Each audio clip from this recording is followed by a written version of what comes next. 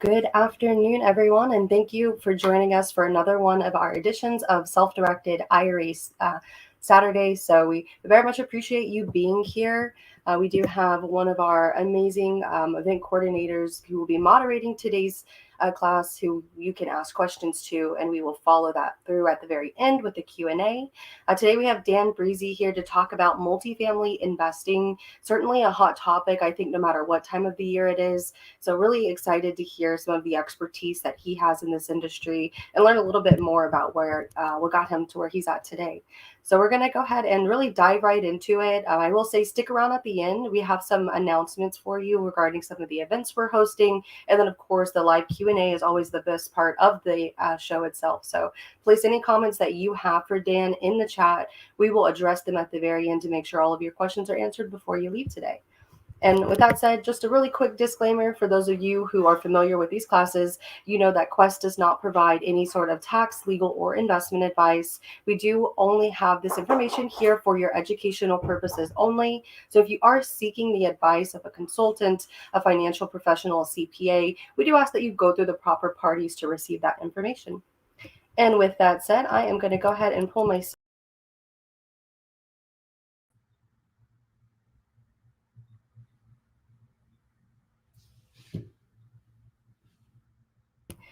and you can take it away, Dan.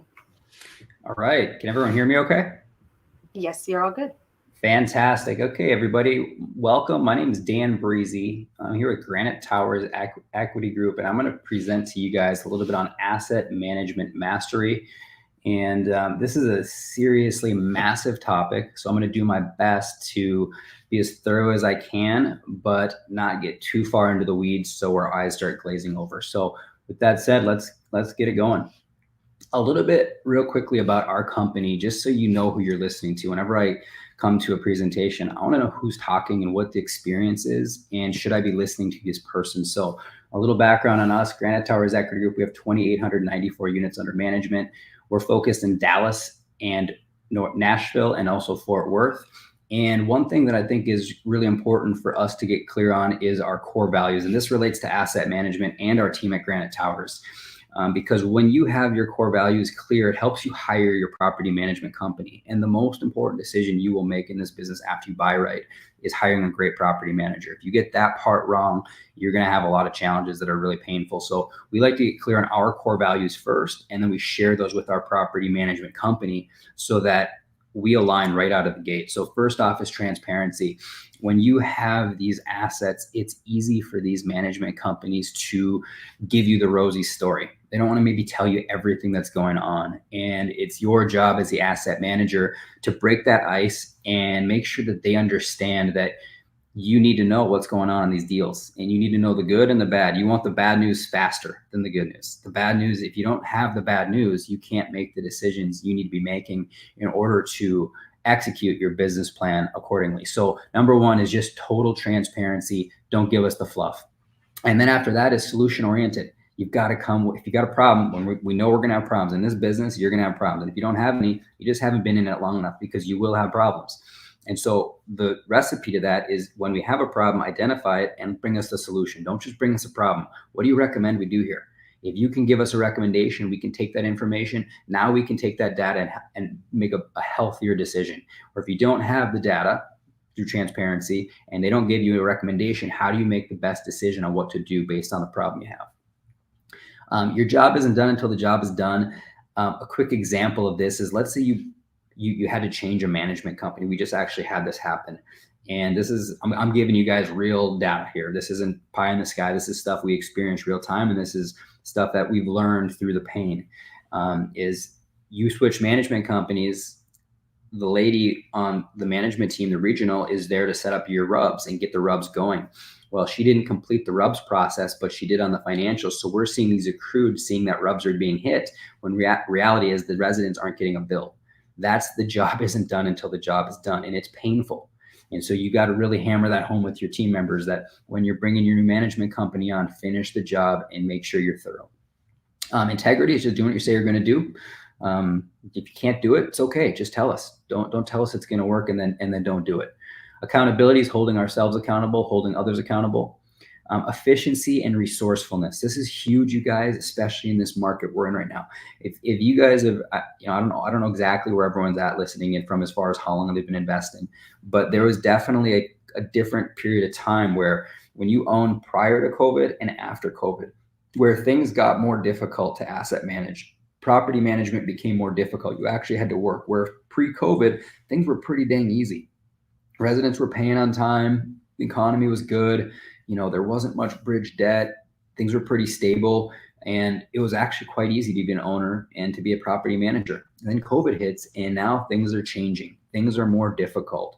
The delinquency is higher. I'm going to talk more about that later. And it's more difficult to know how much Capex you should be spending for how much you're going to get on rent bumps. And what we're saying here is just do more with less.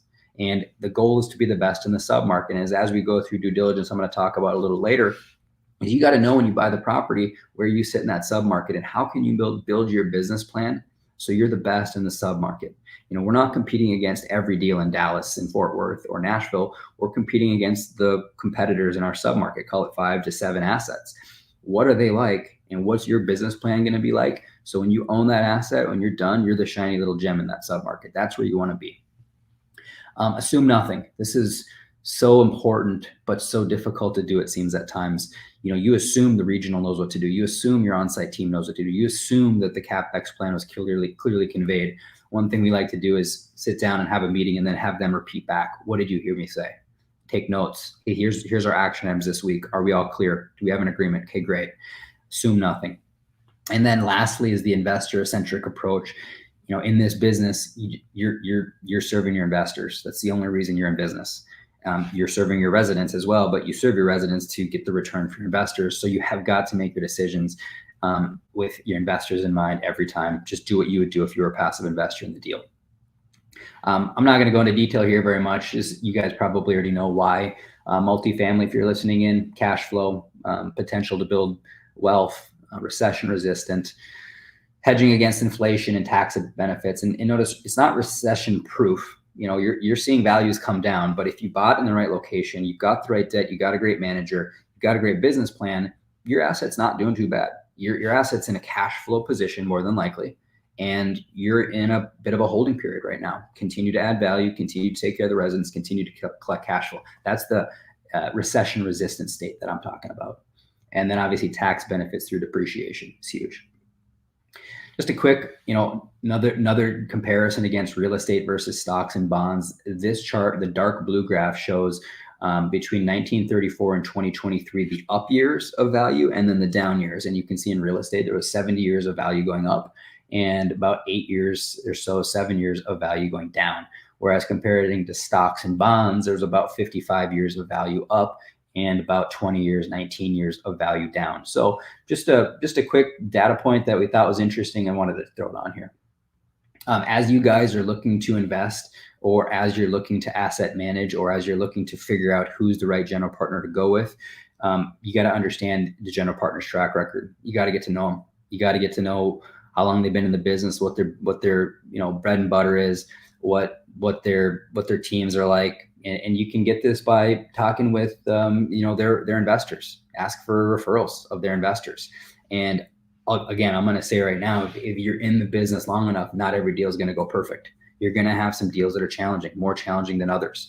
So when you're getting referrals, it's good to know, hey, have you invested with the company once for 3 months or 6 months, or have you invested with this company 10 times over the last 15 years? That's going to give me a much more thorough referral. So just keep that in mind. You're going to ask what if their deals hit their projections, and hopefully they have some full cycle deals to share that with you on. And then again, speaking to referrals is going to be the best way to truly understand, is this someone I feel confident and comfortable taking a risk on my money? Because you're investing. It's a risk. Everyone that invests in these deals is taking a risk together. Some of the questions to ask referrals is just, how many projects have you invested in with the group? How's the team's communication in regard to updates on your investment? How's the team's response time when you have questions? Has the general partnership team met or exceeded their pro forma numbers? Have you ever had any deals go full cycle? What the results have been? Is there anything you'd like to see the team do differently? And that's something for general partners on this call right now. I always like to ask our investors, what could we do better? What should we do better? Just give us an authentic review and ask for that. And if they won't give it to you, maybe you send out a secret survey, is that you don't know whose name it is, and they can be authentic with you and tell you what they really think. A lot of times though, you'll find investors are pretty comfortable telling you what they think you should do different and better. And then ask them, would you invest with the team again and why? All right, so getting into the actual pillars of asset management for the remaining part of the presentation, we're going to go through 8 different pillars I believe we have scheduled here. Moving to this first one here, contract to close. You want to know the distance from nearby competing comps. You want to know the year built. You want to know the unit counts. You want to know the location of them. You want to have a very clear understanding of who your competitors are in that submarket. Again, going back to being thorough with your company core values, you have got to know where you sit in that submarket compared to the main comps you have.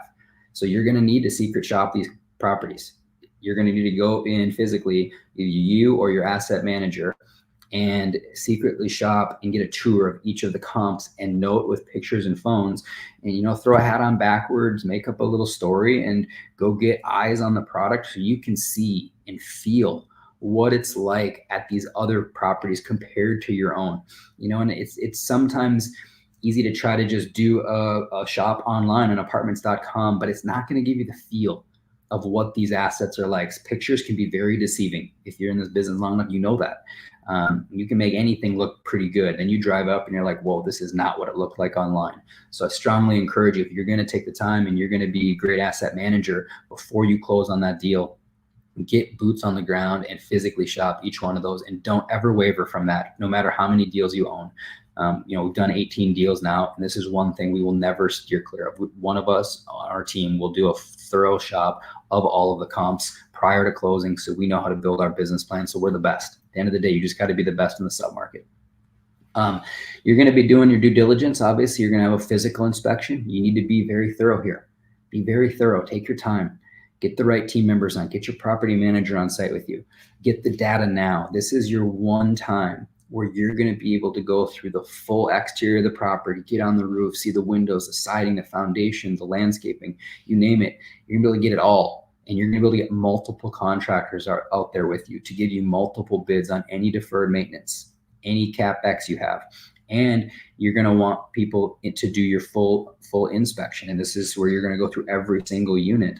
And you're going to note exactly the state of every single unit. Is it a classic? Is it a partial upgrade? Is it a full upgrade? And you're going to be able to build your business plan down to almost a penny after you're done with this physical interior and exterior inspection. That's your goal. Your goal during due diligence is to dig up every problem you could possibly have on that asset. So when you close on that deal, you're fully prepared to be off into the races and execute to really bring this asset to its next value. Property management, you're going to want to, You're going to want to interview your property management company. And you're going to want to do this before you're doing due diligence, you guys. So, I'm not sure the level of people I'm speaking to, so I'm going to leave no investor behind right here. You're not going to be interviewing your property manager when you put the deal under contract. That's too late. You want to be interviewing your property management company before submitting an offer, so that when you are submitting an offer, they're there helping you. They're creating the budget. They're giving you feedback on the submarket. They're helping you decide what you think you can move rents to and where expenses should be. They're with you real early. They're your partner. I can't stress enough how important it is to make that property management company feel like they are your partner and there's good synergy. Without that, it's going to be a miserable time owning these assets. With it, it's beautiful and it's fun.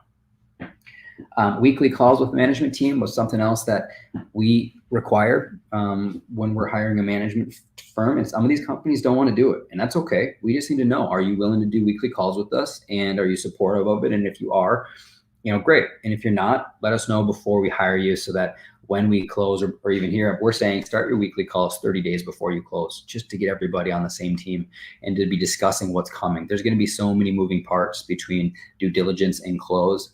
Better to have weekly calls earlier and be prepared and making sure everyone's on the same page with Capex and what the process is going to look like from close on. And then obviously you've got closing day. And when you've got closing day, don't forget to communicate with your management team as soon as you close. Most of the time they'll be right around the corner and saying, hey, let me know when I can go on site, or they'll just be waiting for the text for you saying we closed. You don't want to show up at the asset before you close the deal. Unless you have some very unique relationship with the seller. The property isn't yours until it's closed. Don't show up and make that last day awful. So just wait until you get the verbal you are closed from title, then let your management team company know that they can show up. And complete a preliminary audit that day. How are things looking that day compared to what you thought they were? Send your closing update to your investors. Don't forget your investors. They want to know that you closed. Celebrate. That's a win. It's obviously the work piece beginning for us as asset managers, but it's a win to get to close. And then make sure you have your banking lined up, your staffing, review the business plan, do a contract review, just do the basics to settle into the property. And another thing I'll say too on your first day of ownership is you've probably already interviewed the staff, so they know if you're going to be kept, or if you're not going to be kept by the new management company. But if you're going to keep the new staff, make it feel warm. Make them feel part of the team. This is a feel-good business. People want to work for people that feel appreciated. So make them feel appreciated day one, and it'll serve you well. Okay, pillar 2, management call overview.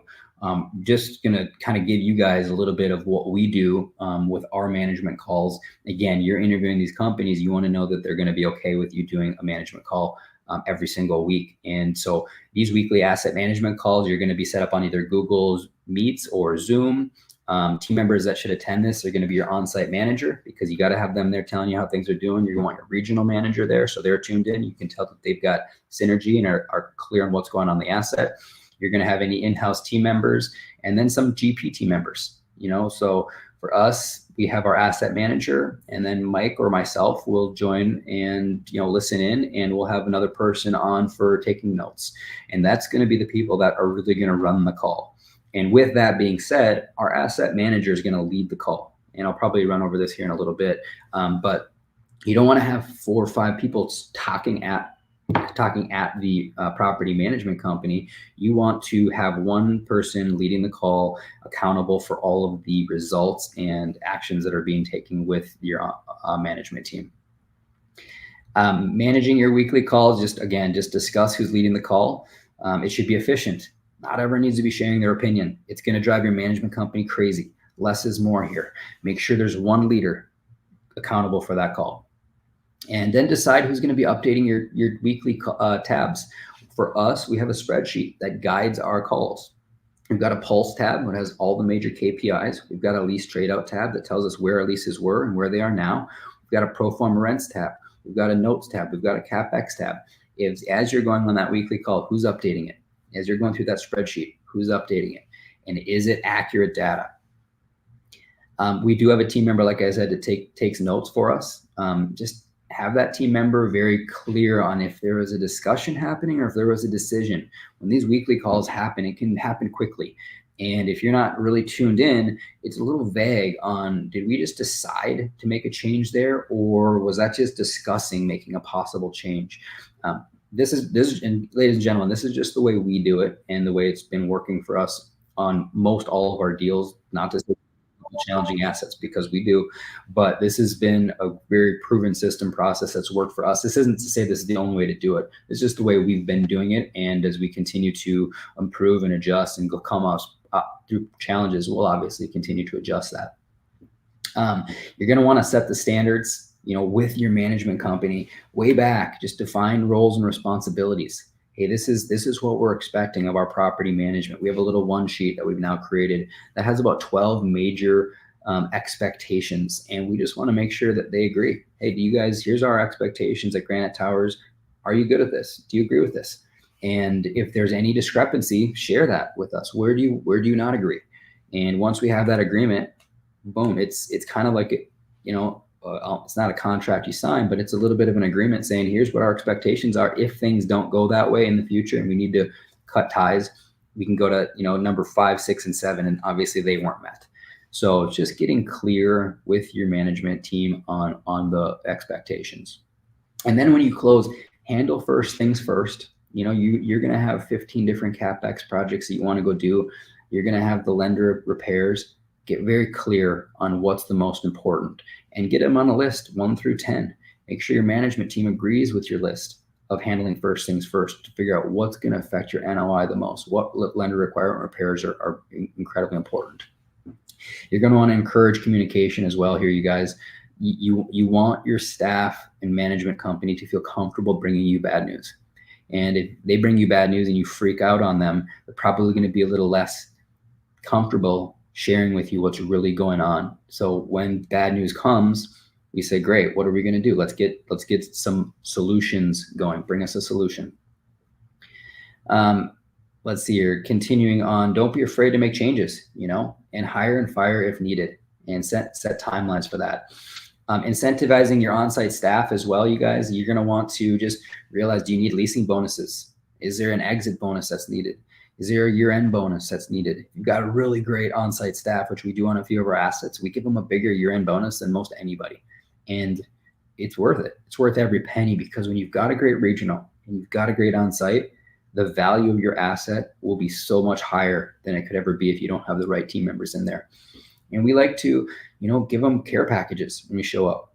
It's just a little something to say thanks, make them feel appreciated. You might not, these on-site folks may be scared when you show up as the asset manager. They may be, well, this is the boss, these are the owners. You want to try to break that ice, make them feel like you're on the team. We're here together. We're here with you. Relax and let's execute. At the end of the day, what matters most is asset performance. All right, pillar 3, CapEx tracking and lender tasks that are important to be managing and monitoring. So you're going to have a comprehensive list of CapEx projects, including a scope of work for each value add project. Your scope of work is so important, you guys. I can't stress it enough, because your scope of work is going to be a detailed, written out page showing and saying exactly what you're looking for in a CapEx project, line by line, so it's very clear. And when you're going to get bids from multiple contractors, you got to have that scope of work in the hands of each contractor bidding. Otherwise, you're not going to get apples to apples bids, and it's going to be a huge waste of time during due diligence. Remember, due diligence is your gold mine time to get all the data you need. I can't stress it enough. You want your 2 or 3 bids for every CapEx project, get it that day. You want time to be able to go and work with your team to pick the best CapEx projects. And the only way you're going to do that is if you're very thorough during due diligence. And you want those bids prior to closing, because you're building all of this out before you close. So the day you close, you already know, your management team already knows, your contractors already have planned it, and boom, they're on site that day, off and running. Time is not your friend on these deals. Time is your enemy, because when you buy a deal, most of us are going to put pro forma projections of where we are now and where we're going to move rents to in year 1, 2, 3, and 4, and 5. And if you need to add the value, that 1 year passes, now your rents went to another level and then another level. So it's absolutely critical to be efficient here and to continue to refine and hone in on your systems and processes as the lead asset manager of the deal. We like to collect 2 or 3 bids before each project, just to get us really clear on who we're going to use, why we're going to use them, and ideally you're using somebody that's done well for you before, and you can be a go-to contractor. Won't always be the best price, but maybe they are super efficient and you know the job's going to get done, and it's not much more. And don't be shy, you guys, with these big jobs. When let's say you have a $2 or $3 million CapEx project and you've got an exterior paint of 400 grand. Let's just say you got a 400 unit property. You're going to paint the entire exterior, and you've got 3 bids from 3 different contractors, and you know the person you'd like to use the most, and they're not the cheapest. Don't be shy going to them and saying, hey, we've got 2 other bids that are pretty competitive. If you can get X number, we'll use you guys. Most of the time on a project of that size, they're gonna bend a little bit. There's always a little more that they can give you. And you're running a business, they're running a business. Either it works for them or it doesn't. And it's just a little tidbit for you. But the faster you can execute your business plan, the faster you can achieve your pro forma rent projections. But at the same time, I'm going to say this: be cautious in this market to not overspend. Be certain that the money you're spending is going to move your NOI. And if it's not, that's better with money in the bank. Put it in a 5% CD. So let's sit on it for 6-9 months right now and wait for the market to evolve. Nothing wrong with that. I'm a passive investor and my asset manager says we're going to hold for a second because we thought this was needed and it's not getting us a result. We're going to sit on the money for 6 months in a CD at 6%. I'm good at that.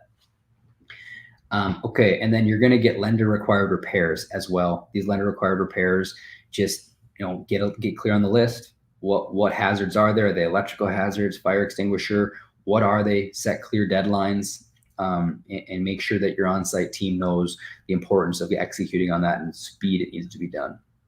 Capex tracking, you're going to need to track the info in a spreadsheet. You're going to need to know what your budget is, what the bids came back at, what the actual cost came back at. Excuse me here. You're going to have a deadline of, hey, this is when we expect it to be done. What's the status? Get updates, track those payments. You're going to have check numbers, canceled checks. This is something that your property management company should really be doing a lot of for you. But get very clear on who's going to be measuring this. Is it you as the asset manager, or is it your asset manager in-house? We have an asset manager that works for us. Is she going to be doing it, or is the management company going to be doing it? And ideally, you have someone in your management company doing this because they're doing the accounting. They're paying the bills. They're sending the checks out. They're receiving the invoices. So your management company, the way we've done it is all of this right here goes on one tab as a Capex tab, and it monitors interior unit by unit, exactly what was done and a total cost each unit. And then you're going to have an exterior, exactly what was done, dates started, dates ended, quality of work, total cost, and right there. So when you're done at the end of your Capex project and the lender says, send me your Capex, you have it all documented. It's all done, and they will ask for it. And if you don't have it clear, it's going to be a nightmare going back and trying to put it all together. So be thorough, take your time, make sure your property management team knows exactly what you expect. And let's just say you get into this property and you're on your weekly calls, like you set up with Google or Zoom, and you're going through the spreadsheets. You're going to know within the 3 weeks, because you're going to review that interior tab, exterior Capex tab. You're going to see, are you guys entering the data? And most of the time, they may need a gentle reminder. Your asset manager should say, hey, we've updated 5 units. Where are they? And then they'll get into the habit. So it's your job to monitor. You've got to monitor it. Looking at the unit upgrade tracking, I kind of said this already, just ensure the spending isn't within budget. Is it approved? Is it not approved? It's your job to make sure you're really clear on that. Financed rehab lender draws. So this is very complex and something that we're trying to avoid more and more. You spend so much time on lender draws and lender requests. What can you do to minimize the amount of lender draw work? And what we're trying to do and what we've done on our last, call it 6 purchases, is we just raise all of our Capex as equity and we don't borrow it. Because with Fannie Mae or bridge lenders, you might get 70% loan to value and then 100% of your Capex is financed, or 80% of your Capex is financed. A certain percentage of it will be financed, and then you go do all the work, and then you got to get reimbursed. A way to eliminate all that is just you raise the equity of cash, and you're not borrowing it, and then now you have more flexibility and more speed. But when you do need to submit for lender draws, your management company again should be tuned in and should be monitoring. And you may want to set up an introduction call with the management regional and the lender, and let them talk via Zoom and get very clear on exactly what's expected, so that now your regional and on-site team member knows exactly what that lender is going to expect when it's time to do a draw. A couple other statements that could be submitted as a T12 rent roll, detailed monthly statement, schedule of real estate owned for loan guarantors, a personal financial statement for loan guarantors, and an annual budget. Okay, let's keep moving here. Again, there's so much to asset management, you guys. I don't want to get too far into the weeds, but I want to give you as much as I can here. I see I'm already running up on 27 minutes. I got about 45, so I'm going to keep on rolling. Pillar 4, you're going to be reviewing your financial statements with your management company. You're going to have your rent roll that you're going to be reviewing. And ideally you did a lease audit, right? When you first bought the deal with your management company, you did a lease audit. So you know exactly where you are in, is how your rent roll compares to your leases. Your lease audit is going to be everything. It's going to tell you if your rent roll is actually correct or not. And you need to verify that that's correct. That's your job when you take over. It's not the seller's job to make sure it's accurate. It's your job and your management team's job. I'm trying to move down here a slide. Let me see. There we go. Let's see here. What else do we got? Budget variance report. Your budget variance report is so critical in that it's your guide. Here's where we were when we closed. Here's a projection we made every single month. How are we doing month after month after month based on what we thought we would do, based on how we're doing? So your budget variance report is like it's like your dashes in an airplane. It tells you if you're heading in the right direction or not. And that variance report is critical to be tuned into month after month, and it'll help you figure out what changes you need to make. The numbers at the end of the day don't lie. The numbers will tell you if changes need to be made. And tuning into your KPIs, your 30, 60-day occupancy trends will be important to be tuning into as well to figure out what your trends are looking like. Delinquency report. This is an incredibly important report to be monitoring weekly. It will tell you how many residents are delinquent. And I'm just totally transparent with you guys.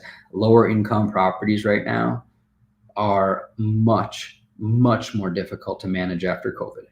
In fact, so much that our buying criteria has changed drastically.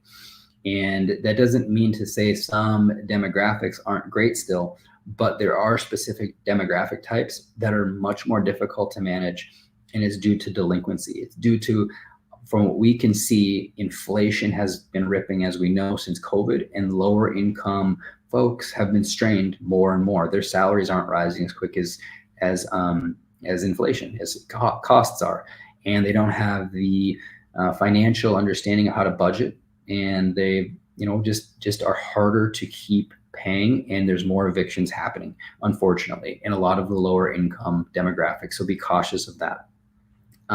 You're going to want to do a cash balance review of your assets and liabilities, and just be clear on how much cash are you sitting on in the property. How much do you need to be sitting on? If there is idle cash, where could you put it so that you have income coming from the idle cash? Don't let that idle Capex money just sit there and rot away. Get it into a high yield account. They're very easy to come by right now, where you can get at least 5%. So you are getting what your investors deserve by trusting you with their capital. Okay, moving on to pillar 5 here: secret shops and site visits. So there's two parts of secret shopping. It's secret shopping your own asset, and then secret shopping your competitors.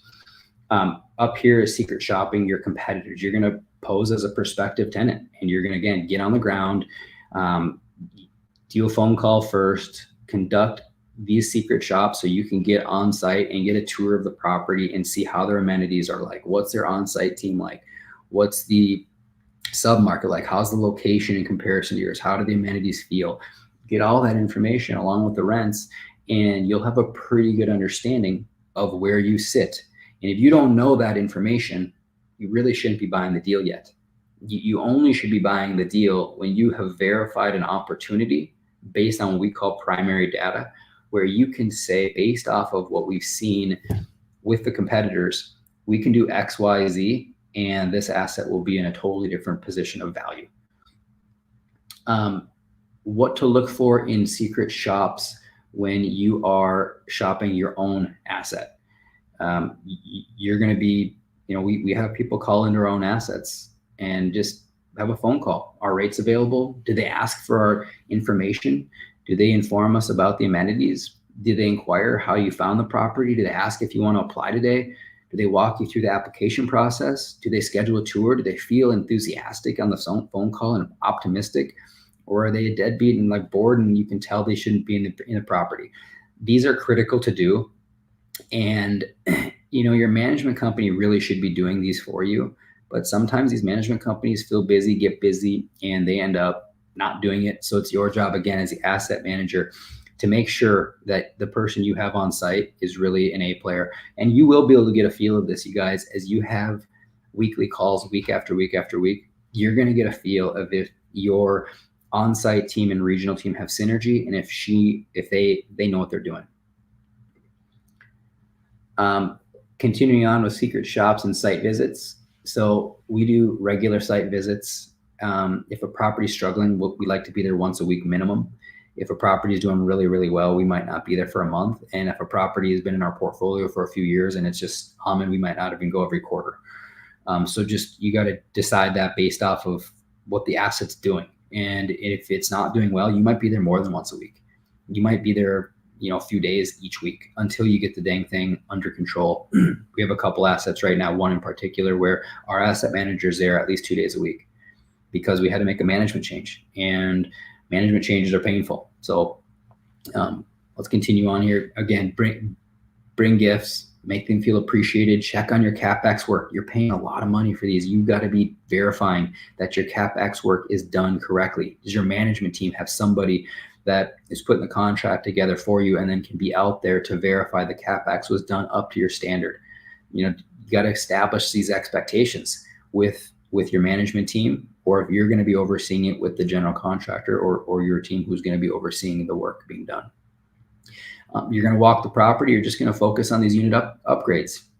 What's the quality like? You're paying, let's call it $7,000 a door. You walk through a rent-ready unit. Can you see the money's being spent, and is it finished to your standard and expectation? Any Capex projects that you have together that you can be verifying, how does it look? Where are you at in the project? That's going to be all your asset manager. Very tuned in. When you close on an asset, ladies and gentlemen, you're going to have a ton of work the next 6 months, or even 12, and then it tapers off quickly. And ideally, you're into this humming cruise line position of gently increasing rents and waiting for the right time to exit. You're going to want to ensure the property is upkept. Is the landscaping kept up? Is there trash everywhere? Are there broken screens everywhere? Just tuning into that and taking pictures of that, take videos of it. And when you're going through this, you may see a lot of stuff that your management company may not see. And when you're done, you might have a bunch of action item lists. What we've found is best practice is don't fire that to your on-site team all angry. Get with your regional, send the notes and discuss with the regional, and let the regional go to your on-site team member to make the adjustments. Because if you come, and I've heard stories of this in the past, where you go and you visit your asset and you haven't been there in a couple weeks, and then 2 weeks later you found a bunch of stuff. 2 weeks later you're back, the same stuff is still there, or a week later it's still there. Well, it's easy to get angry, and all of a sudden your on-site team, maybe they didn't get the training, maybe they didn't get the news, I don't know exactly, but make sure you get the information to your on-site team in the correct way so you don't lose your staff. Problem solving, you are here in this business. Your job is to solve problem after problem after problem. As the asset manager, the best thing I can say is come with solution-oriented, with PMA, positive mental attitude. And no matter what comes, you're gonna wanna find a way through whatever is going on at your asset. So you're gonna be doing the thorough due diligence, like we've discussed, to avoid replacing any property management team members. So if you are gonna be hiring a property management company, make sure you have hired a great company so you're not firing them. And this is not easy to do, you guys. You might have a great management company, and then 2 or 3 people leave because something's internally not off with that company, and that company may have more problems that start to come up. Maybe their head accountant left and they're trying to bring in a new accountant, or a couple key players leave, and all of a sudden things just aren't the same. That happens. That's happening now as property management is more difficult. We're seeing it firsthand. So when it comes to firing contractors, just ensure your contractors are detailed and clear on what they're expected to do, and then inspect their work. and it makes it pretty easy. Once you've picked the contractor, they know the scope of work, they know what to expect. If the work's not done and you got to let them go, it's a pretty easy conversation. Firing your on-site team members. This really should be more your regional team member or the owner of your management company instead of you, but you will give your opinion like, hey, we're on these weekly calls. I can tell week after week, she's not or he's not understanding and it's not picking it up at the pace we'd like to see. We think a change is needed. Totally a fair conversation. And they may push back and you say, okay, well, here's the things that we saw. Can you help train them up and give them a little more time? But at the end of the day, you'll know pretty quickly whether your on-site team is the right team member or not. Capital calls. Whoops, excuse me here. Go back this way. Oh, no, I'm going the wrong way. One sec. Capital calls. If you're going to do a capital call, ladies and gentlemen, just be honest. If the deal, maybe you have a bridge loan and your rate has run up and you have a rate cap in place and you need another one. That's a real thing that's happening right now. And you need your partners, who are your limited partners, to hang with you and get you through as you think rates are going to come down the next 12, 24 months for a chance to exit. Be very clear on what the capital is going to be used for and execute and keep that communication very open. And hopefully you as the asset manager see a very clear roadmap of where you were, where you are now, and where you're going and how you're going to get there. And your partners believe in you enough to get you there. That's your job. Lender issues, gosh, draw tracking can be challenging right now. Rebalancing of loans. I'll give you guys a real-time story. We have, out of our 16 deals that we asset manage, we have 2 that have bridge loans. The rest are fixed. But of those 2 that have bridge loans, one in particular, the lender is, I would say, a predatory lender. And the deal has done pretty well. We've done pretty good on moving the net operating income. We've got a little bit of an occupancy issue where we're resolving that. But when it came time to do a draw, we did all the Capex work. You pay for it up front and then you go get reimbursed. Well, the lender says, your DSCR or your numbers aren't quite where we need them to be. We're going to rebalance your loan. What that means now is they say, based off of where you are, we're going to ask for 250 grand more just to sit on it as cash reserves. So we're not going to refund you your let's just call it your draw was 350. So we'll give you back 100. We're going to keep 250. Well, now you totally are in a different position. And this is happening real time, you guys. Another reason to be very cautious of your bridge loans if you're going to do bridge loans in the future, and how much Capex you're going to do with these lenders.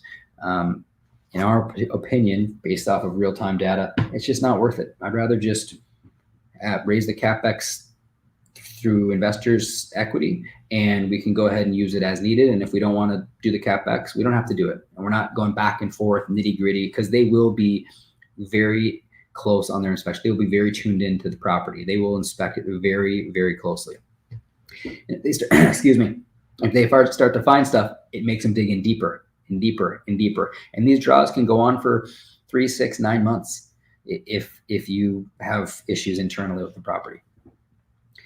General partnership team is just establish clear outlines on who's doing what, who's accountable for what, and make sure that that's clear with everybody. So you don't have multiple people in charge of Capex. You don't have multiple people in charge of the weekly meeting, just one person.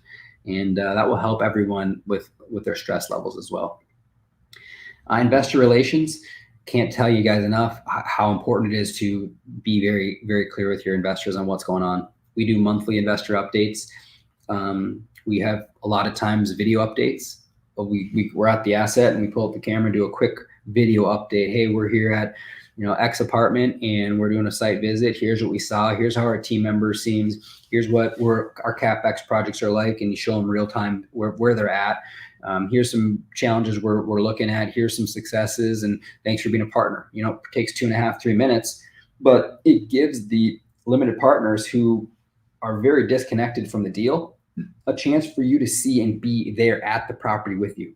What is actually going on at the property? Hey, I see the actual asset managers there at the property, and it just helps them feel more confident in you as you execute your business plan. You're going to want to update them on the tax returns. When's their K1 going to be there? I can tell you right now, if you don't have K1 for investors by March 15th, you're going to get emails and you're going to have upset people. So do you have your accountant? We have an accountant at Granite Towers that works with our CPA. Are they in synergy to execute and get the documents out to the CPA so we can get our K1s on time? It's critical, critical, critical. Send your documents secure. If you got social security numbers, don't just throw that through emails. Take your time, work through your portals. You're going to want a CRM platform. We use a company called Cashflow Portal. They've been great. We know the founder of it very well. And your CRM platform is going to be critical in the ease of getting your investors signed up and them staying tuned into the SREO they need, any tax documents, any updates, any distributions. They have to be able to log in and get all that information very easily. And it'll take a lot of work off of your team as the asset manager if you have that in place. Communication best practices, response times, and handling tough investors. You're going to have some upset investors along the way. If you're in this business, anybody who's been in it long enough, you're going to get those calls. You're going to get those emails. Best thing you can do, if you are acting in your best interest and you're committed to your business and you're committed to each asset, like if you're doing this business, you probably are, you should be, you're going to have data for them and you're going to have information for them. Just share it transparently. Don't hold back and be only fluffy, only good. Just like your property management company, if they only tell you all the good stuff, but the numbers aren't there, trust starts to go away quickly. You're not in alignment. If your investor's calling you about a deal, they know something's going on. Just give them the truth. Give them as much detail as you can about the things you're concerned about and the action items you're taking and what you're doing on a week-by-week basis. And ideally, you as the general partner have far more to lose than your limited partner. All of our deals I've got more money in than most investors, and I've got a reputation along with all of us at Granite Towers. So it is as concerned as they are, you should be about 10 times more concerned about issues on your assets. Training internal team, there's two parts there. We're training Granite Towers. We're not necessarily training the property management team. That's not our employee. That's a third-party property management company employee. Now, you might have suggestions for the regional or the owner of the company to implement, but at the end of the day, it's their job to train. It's our job to train our team and make sure that we're running efficiently over at Granite Towers. As I wrap this up here into the last pillar, you're going to want to have team meetings. Communication with your management company, with your in-house team members at Granite Towers or wherever your company is. Those meetings are going to be critical just to make sure we're all moving in the same direction. We all know what success looks like. I think sometimes that's important too, is be very clear on what the outcome looks like. What does success look like? What does it look like to you as the asset manager? What does it look like to the property manager? Now are we going for the same goal? Otherwise, what your property manager may think 100% occupied is success. You as the asset manager know that that's not success. That means our rents are too low. You got to move rents then. Okay, well, we got to have that conversation. They got to understand that. We talked a lot about investor relations, just the importance of staying organized is the addition here. And with what we're saying here is get that CRM platform set up as you're raising capital. Make sure that everything's very in line. Investors have their login information and they know exactly where everything is whenever they want it. You don't want to have to go and send an SREO every time or a K1 out every time. You want it to be very clear and saying, this is where your stuff is, go get it. Task management, we use Monday.com. It's a really important, valuable tool. If you guys have too much going on and you can't figure out who's doing what and what so you don't lose track of stuff, go to Monday.com, get an account. It's very cheap. And you got each person's name. And we use this more at Granite Towers. Each person's name, and here's the task, and here's the day it's due, and here's the person accountable for the success of completion. And then email management, something else we've been doing recently is, this stat here says average business owners receive 120 emails per day on average, and 30% of those are overlooked. I don't know about you guys, but I'm in the same boat. I'm always trying to get out of my emails, like I'm buried in emails. Well, we've been using someone on our team that we know pretty well to go into Mike and I's email. And they can take, let's just call it, out of the 120 emails, they take away 80 of them because they're like, these aren't important. Or he can respond to them for us. Now I've only got X amount to take care of. So these are some tips. I hope you guys like that. Let me see here. We've got, if you want to get in contact with us more, you guys, please hit this barcode. We'll give you guys a free ebook as well. Just 4 steps to successful passive investing. And like I said, there's only so much I can go into detail here in 45 minutes, 47 minutes now. So if there's anything I can do to help, reach out. You guys don't hesitate. Don't be shy. I would love to talk with you more. If you've got anything that I said that you're like, hey, you guys could think about doing this better, I'd love to hear it. We're open book. We're always here. Count as our approach, constant, never-ending improvement. So we'd love to hear from you, and thanks for your time. Thank you so much, Dan. We appreciate that very much, as far in depth that you were able to go. This is going to be a really wonderful resource. We have a few questions for you here. This first one is directed at Quest, so I want to mention it first, but is asking if this will be recorded. And yes, we do archive all of these webinars on our YouTube page. So if you'd like to revisit the slide deck, if you didn't get a chance to scan the QR code, certainly go back there and do that. We'll have everything up for you after this concludes. We also got a shout out from Cherie Newman. She's just letting everyone know that y'all are great, that she's invested in as a limited partner in your Keystone project. So really great to see those kudos for you there. Cherie, appreciate you. Yeah, and then one more question actually from Cherie. It says, do you see a solution with the number of bridge loans that are coming due and possible foreclosures? Yeah, this is such a great question. There's a lot of pain coming and a lot of opportunity coming. For the people who are able to, acquire that, obviously there's the opportunity. For the people who are in bridge loans, all I can say on that scenario is, are you maximizing everything you possibly can on income? And are you controlling your expenses the best you possibly can with your net operating income? And if you are, we had 5 bridge loans we refinanced out of a bunch of them. The ones we've refinanced out of into fixed debt were performing incredibly well. Occupancy in that 94 to 96% with huge rent bumps while controlling our expenses the best we could. And that, as we see the 5, 7, and 10 year pullback like it has over the last, call it 3-4 months, it's opened up an opportunity to refi. So hopefully, my hope is that more and more deals, because I don't want to see a bloodbath in multifamily by any means. Hopefully more of these people can get their deals to a place of fixed debt and get back to a place of cash flow. Once you're in a place of cash flow, all is good. The world's easy. World's fun.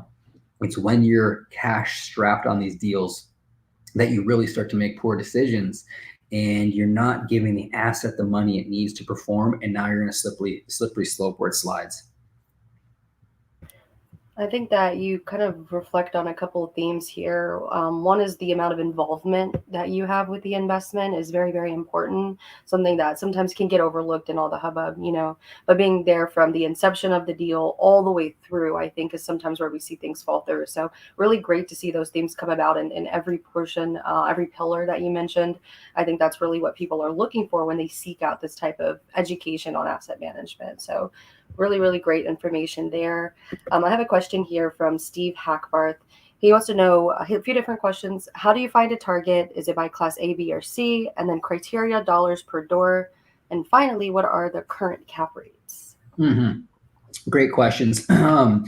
We're buying B class is our focus and our goal most of the time. There is a piece of criteria where we will buy C class. And it depends on the submarket. And if we see those indicators, when I look at, we were part of Tony Robbins' business mastery, and he talked a lot about finding patterns and trends in your business and in your company. And for doing this since 2012 to now, and having 3,000 doors go through, from beginning to end, to having a few of those full cycle deals and having a bunch under management, you start to see patterns and trends of assets that are your best performers, your decent performers, or just pro forma numbers, and then your strugglers. And when you start to see all that data, you will redefine some of your criteria. Now, our criteria may not be your criteria. Depends so much on where you are and what you can handle and what kind of debt you're interested in and what kind of markets you're interested in. So I can't really say, hey, this is the criteria everyone should use. You're gonna redefine and redevelop that criteria as you go. But for us, it's B class is really where our focus. We have one A class deal, majority of C and B. We're focused on submarkets with extreme pent up demand. When you can get into a submarket where, let's just say you've got 95% occupancy between all the competitors and your asset, you're much, much more likely to be able to move the needle, because everything's built on supply and demand. Where are the people moving and how much product is there available for those people? That's it. I'll give you one other quick story. This is a little bit of a side thing, but we bought a deal in a market we're no longer buying again, called Carlsbad, New Mexico. And that's not to say that market can't be good. It just doesn't fit our criteria. We're not experts in oil because that's an oil market. And we bought the deal, and then COVID hit. And we went from 100% occupancy, rents going up $300 to $500 per lease, down to 65% occupancy and rents coming down 40 to 50%. And never did a capital call on the deal. And it's now coming back really hard because it's a volatile market. But the takeaway from us is that you've got to know that submarket intimately. You've got to know what the main economic drivers are, employers are of that submarket intimately. And you've just got to understand what risk you're getting into, and that will help you develop your criteria, and really dial it in. And that just takes time, like it just takes time. And there's no really like, I can't really say this is the end all be all. You'll develop that as you have successes and failures. And if there's, any more specific questions you have that you want to, reach out to me directly and we can talk more. I can try to get more like what you're really tuned into. Perfect. Thank you for that. I have one more question for you, but before we go into that, I wanted to see if you wouldn't mind maybe putting the QR code back on the screen. Jay says that the QR code said it was deactivated when he scanned it, so I'm hoping to just test it out real quick. Or even better, we can type your email in the chat if that's a little bit easier for you. Yeah. Let's do that. Let's put my email in the chat. Do you have it, or do you want me to put it in there? If you'll type it in or say it, and we'll put it in there, whatever you'd like. Yeah, let me put it in here right now. Okay, perfect. Thank you for that. So while he does that, we want to answer this last question. Looks like if you have another one, feel free to put it in here while we're chatting here, but we're going to post his contact information so you can reach out in that regard. Last question I show here is actually from Mark. His question is, what scenario would create having to get a bridge loan and take on a risk? Is there a pathway to enter a deal upfront where you never need a bridge loan and can operate conservatively on a fixed rate? Yeah, what a great question. I love that here. I'm gonna also put in our contact us for the free ebook, you guys. So the question is can you get into deals without bridge loans, and what would be the point of a bridge loan? Is that what I heard right? You are correct. Yeah. So just scenarios as to why you would need one, and is there a way to kind of go around that? So as markets shift, investors become more aggressive based off past successes. And in 2021 up to early 2022, most investors thought they could never lose and would never lose. And they were having big gains from going in and out of deals quickly because the market was in a serious uptrend. It really inflated after COVID. So the only way you could possibly buy a deal and be competitive to get the returns your investors wanted to see on paper was with bridge debt, because it was the most aggressive. And so, hindsight is obviously easy. Everyone who was buying in 2021 and 2022, not everyone, I shouldn't use the word everyone, most deals, you should have been exiting, selling most. And had you exited in 2021 and early 2022, you'd have made a ton of capital, and you'd had to sit out for a little while the market reset and interest rates ran. Now you're back in this beautiful time where prices have pulled back significantly, 20 to 40%. And there's not many people who are able to buy deals right now because equity is difficult to source. And you'd be coming back into the market with a bunch of idle cash looking like a genius, because now you can buy with fixed debt again, because asset prices have come down enough where it's the only way you can buy really is with Fannie, Freddie, or regional bank, maybe if you're lucky, but Fannie Mae and Freddie Mac are really your two options. And for those, they're just 5, 7, or 10-year fixed debt. So one piece of criteria I'd consider leaving with you guys is the debt market may signify and be a piece of criteria of when the time to buy and not buy is. For us, the eye-opening piece is if you can only buy with bridge debt, is it the best time to be buying? You can only buy with max leverage, low rates, variable rate loans, and massive Capex to make the deal work. It may be a sign of pump the brakes, caution. Throw some caution in there. That would be the best thing I've got for you. And if you're buying now, I feel like you're going to win. You put a 5, 7, or 10-year loan on a deal, with the right capex, I mean, you gotta hit it all right on the other end too. Underwrite correctly. Do thorough due diligence. Make sure you understand what you're getting into with your capex and deferred maintenance. Make sure you know what the comps are doing, and you put that together. You've got a much more likely chance of winning over the next 5 years than you did if you're buying in 2021, early 2022. Thank you so much for that. I haven't seen any more questions come up, but I do want you to know there's quite a few comments thanking you for sharing your information. A few shout outs from it looks like some of your investors that you have already. So we, as well as all of our audience here today and who will be watching this in the future, appreciate you sharing this wealth of information with everyone. Any last thoughts maybe to close us out before we hop into the announcements portion of the class today? Yeah, just grateful to be here and a student of this business. There is the beautiful part of this business, which I guess you could say is not the beautiful part, is there's no one way to do it, and you never have it figured out. You never have it mastered. You have constantly shifting markets, debt cycles, changes in political viewpoints, and you have to be a constant learner, and so does your team. And anyone I can collaborate with to do this better, to be more efficient as operators, don't hesitate to reach out. My email again is dan@granitetowersequitygroup.com. And I got a link there for a free book to contact us, and would love to connect with anybody that we can add value to and build wealth over the long term. Perfect. We went ahead and put your email and that link to the ebook in the chat and the public chat for everyone. So you'll have that to reference back to everyone if you'd like to take advantage. We thank you all for being here. And Dan, certainly thank you for taking your time out of a Saturday to get us this information. Yeah, grateful to be here. Thank you so much for having me. All right. Bye now. All right, everyone. We are going to very quickly run through just some announcements here.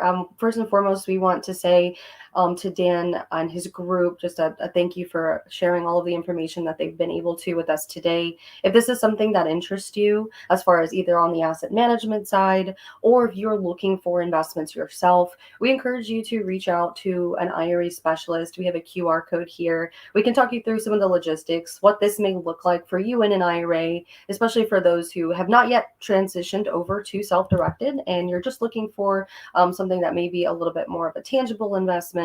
And we can certainly talk you through what that may look like and if this is a good fit for you. So certainly scan this QR code if you'd like. You can also email us at iraspecialists@questtrust.com. That is plural. We'll be happy to schedule based off your availability as well.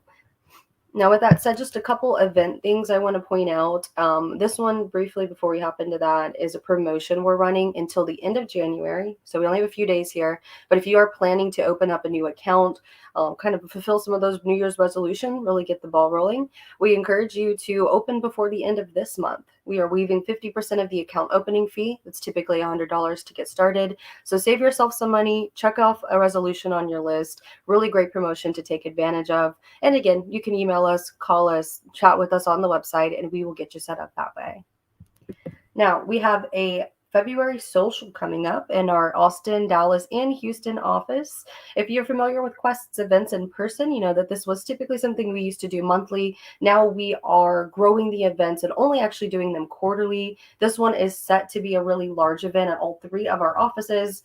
Just a heads up on the Dallas and Houston event, those will be both online and in person. So those will be hybrid for those of you out of town, but our Austin office will be solely in person. So if you are, or you have the chance to get out to that, we have some amazing dynamic duos coming out to talk about how they have been able to succeed in the alternative investment industry, and kind of tying that in with Valentine's Day, that these are power couples, other individuals who are bringing their set goals to the table and values, and seeing how those align in the long run.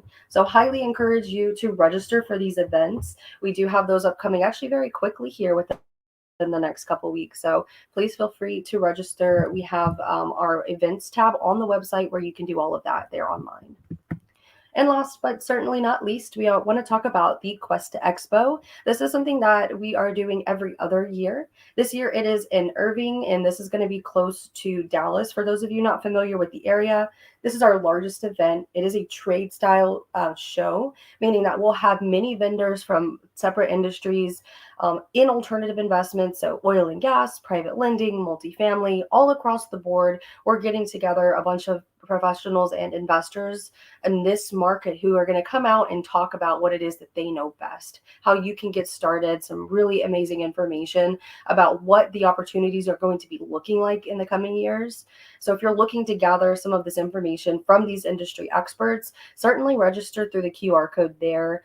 We had our early bird tickets expire at the end of last year, so right now they're going to be the cheapest that they'll ever be if you do want to make it out here. We also have a room block in the Dallas area where we can get you a little bit closer to the venue should you be traveling from out of state.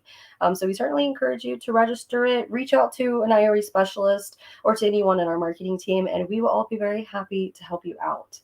But that is about all I have for you today. I know we're running a little bit over on time. I appreciate everybody being here with us today. But with that said, we are going to close it out, and I hope everyone has a wonderful weekend. Bye now.